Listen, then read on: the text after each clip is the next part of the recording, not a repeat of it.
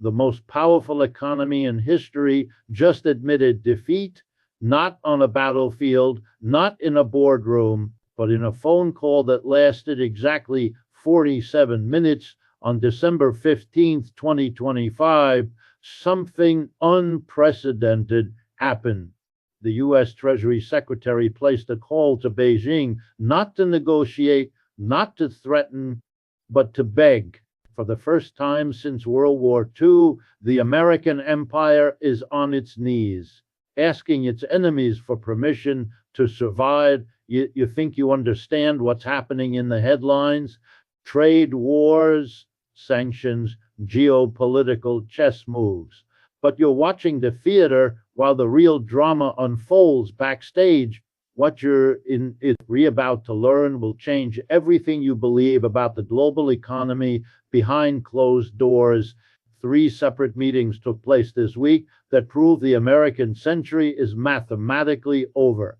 The first meeting was in Washington, the second was in Beijing, the third was in a bunker 200 feet below Riyadh.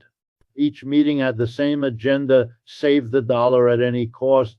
But here's what they discovered in those rooms: the patient is already dead. They're just arguing over who pays for the funeral. Vail spent 15 years inside the machinery of international finance. I've watched empires rise and fall from the trading floors of London to the central banks of Asia. What I am seeing now is not a recession, not even a depression. It's a liquidation sale. The United States is selling off everything that isn't nailed down to pay a debt that can never be repaid. And the buyers, the very countries Washington spent decades trying to destroy. Let me show you the three phone calls that changed history.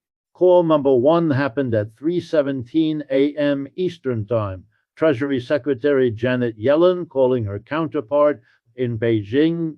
The conversation was supposed to last 10 minutes. It went on for 47. Why? Because for the first time in American history, the U.S. was asking China not to attack them economically, but to save them from economic suicide. The United States needs to sell $5.2 trillion in new debt this year. That's not a typo. $5.2 trillion, more than the entire GDP of Japan, just to keep the government functioning for 12 months. But here's the nightmare: their biggest customers have stopped buying. China used to absorb hundreds of billions in U.S. Treasury bonds every quarter. Today they're selling not slowly, not quietly, in massive chunks that make the bond market shudder. Japan, traditionally America's most loyal financial ally, is liquidating U.S. debt faster than they accumulated it. They're not doing this to hurt America, they're doing it to save themselves. Europe, they're broke. Their banks are choking on their own government debt. They can't bail out America when they can't even bail out themselves. So who's left to buy $5.2 trillion in American IOUs? The Federal Reserve. Noble Gold. Real assets, real value.